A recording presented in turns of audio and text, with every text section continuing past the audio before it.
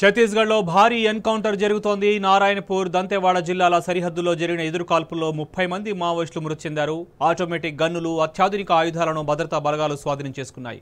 Mod అటవీ ప్రాంతంలో పోలీసులకు, మావోయిస్టులకు మధ్య ఎదురుకాల్పులు ఇంకా కొనసాగుతున్నాయి. మృతుల్లో మావోయిస్టు అగ్రనేతలు ఉన్నట్లు సమాచారం.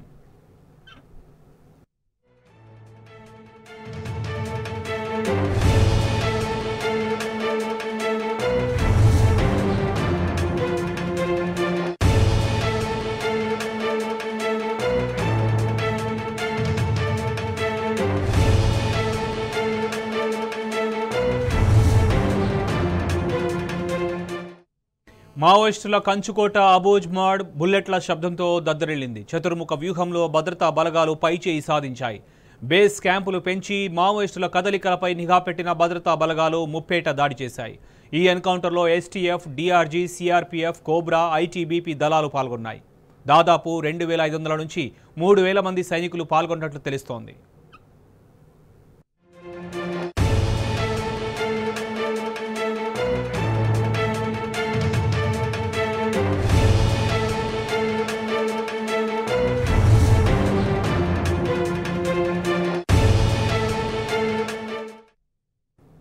दंतेवाड़ा की सीमा में जो अबूझ माड़ क्षेत्र है उसमें हमारे सुरक्षा बलों और माओवादियों में मुठभेड़ हुआ है और जिसमें सर्चिंग में अभी तक 28 बॉडी मिलने की जानकारी है और कई हथियार उसमें मिले हैं, AK-47 वगैरह मिले हैं।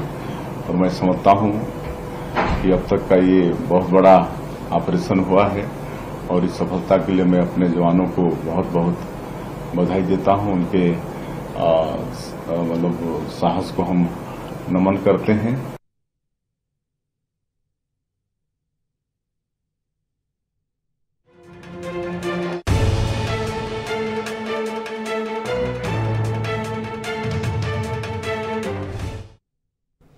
ఇదే అంశానికి సంబంధించి మరింత సమాచారం మా ప్రతినిధి సాంబని అడిగి తెలుసుకుందాం. సాంబ, చెప్పండి. ఛత్తీస్గఢ్ అబూజ్ మాడ్ దండకారణ్యంలో మరోసారి తుపాకీల మోత మోగింది. ఇంకా కూమి కొనసాగుతూనే ఉందా? ప్రస్తుతం మీ దగ్గర ఉన్న తాజా అప్డేట్స్ ఏంటి?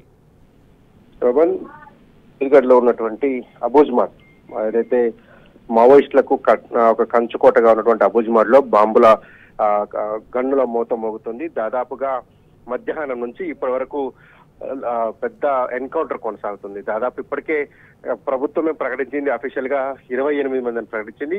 ఈ సంఖ్య అన్అఫీషియల్ గా ఇప్పటి వరకు రికవరీ డెడ్ బాడీస్ 30గా ఉన్నట్లు మనకు భద్రతా బలగాలను చూస్తున్నటువంటి సమాచారం. అయితే ఛత్తీస్గఢ్ అడవుల్లో కొనసాగుతున్నటువంటి ఈ భీకర యుద్ధంలో దాదాపు ఇది ఒక మినీ యుద్ధం అని చెప్పుకోవచ్చు. మినీ యుద్ధంలో దాదాపు 2500 నుంచి 3000 మంది పైగా సైనికులు పాల్గొన్నట్టుగా మనకు సమాచారం అంతా ఉంది. మొత్తం అన్ని దళాలను ఎస్టీఎఫ్, డిఆర్జీ, కోబ్రా దళాలన్నింటినీ కూడా మోహరించినటువంటి ఛత్తీస్గఢ్ ప్రభుత్వం ఒక రకంగా మావోయిస్టుల మీద ఒక యుద్ధకాండ కొనసాగిస్తున్నట్టుగా కనపడతా ఉంది. మావోయిస్టు పెట్టని కోట ఏదైతే ఉందో ఆ అబూజ్ మాడ్ ని ఇవాళ కకావికలం చేసేశారు ఛత్తీస్గఢ్ సంబంధించినటువంటి భద్రతా బలగాలు. 30 మంది పైగా ఇప్పటికీ చనిపోయినట్టు చెప్తున్నారు. ఈ సంఖ్య 50కి చేరుకునే అవకాశం ఉందని కూడా మనకు భద్రతా వర్గాల నుంచి వస్తున్నటువంటి సమాచారం. ఎందుకంటే అర్ధరాత్రి అంటే రాత్రి ఇప్పుడు సమయం దాదాపు 10 కావస్తుంది. ఈ సమయంలో కోమింగ్ ఆపరేషన్ ని కొంత తగ్గించేసేటువంటి అవకాశం ఉంటుంది. ఇప్పటి వరకు జరిగినటువంటి ఎన్కౌంటర్ లో ఏవైతే డెడ్ బాడీస్ ఉన్నాయో వాటిని రికవర్ చేయడం కూడా కొంత పోలీసులకు కష్టతరంగా మారిందని భద్రతా వర్గాలు చెప్తున్నటువంటి పరిస్థితి కనపడుతుంది. దంతెవాడ జిల్లాలో సీఎం పర్యటిస్తున్నటువంటి సందర్భంలో ఛత్తీస్గఢ్ సీఎం విష్ణుదేవ్ సాయి ఎక్కడైతే పర్యటిస్తున్నారో ఆ ఏరియాలోనే ఈ ఎన్కౌంటర్ జరిగింది. దాదాపు మావోయిస్టులు జనతా సర్కార్ రన్ చేస్తున్నటువంటి అబూజ్ మాడ్ ప్రాంతంలోనే ఈ ఎన్కౌంటర్ జరిగింది. అన్ని వైపుల నుంచి కూడా మావోయిస్టులను ఒక కార్నర్ కి తీసుకొచ్చినటువంటి బలగాలు పెద్ద ఎత్తున ఈ దాడి చేసినట్టుగా చెప్తా ఉన్నారు. దాంతో పాటు బేస్ క్యాంప్ లో ఏర్పాటు, మావోయిస్టుల కదలిక. ఎన్కౌంటర్ కి సంబంధించి ఇప్పటివరకు ఆ రాష్ట్ర సీఎం కావచ్చు, డీజీపీ స్థాయి వర్గాలు కావచ్చు, ఏమైనా బులెటిన్ రిలీజ్ చేశాయా?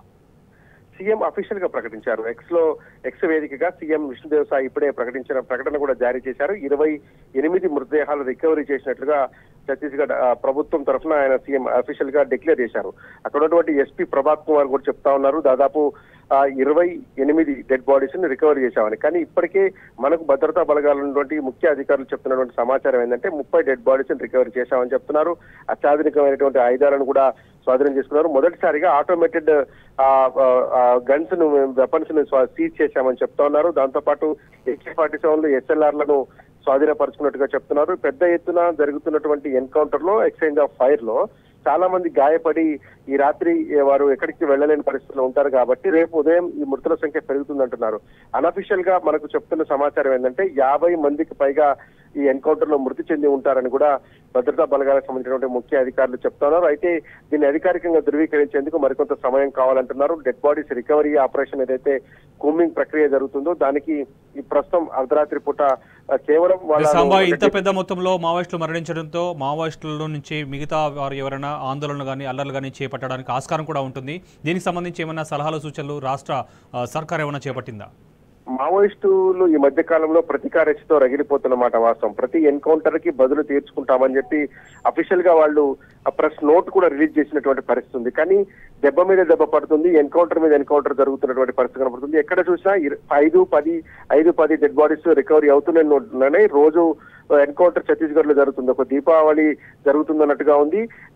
బార్డర్స్ లో ఎట్లయితే పాకిస్తాన్ బార్డర్ లో టెర్రరిస్టుల ఏరివేత ప్రక్రియ కొనసాగిస్తున్నారో అదే తరహాలో మావోయిస్టుల ఏరివేతను కూడా ఇక్కడ ఛత్తీస్గఢ్ లో అమలు చేస్తున్నట్టుగా కనపడుతుంది. ఒక యుద్ధ వాతావరణం అయితే ఉంది.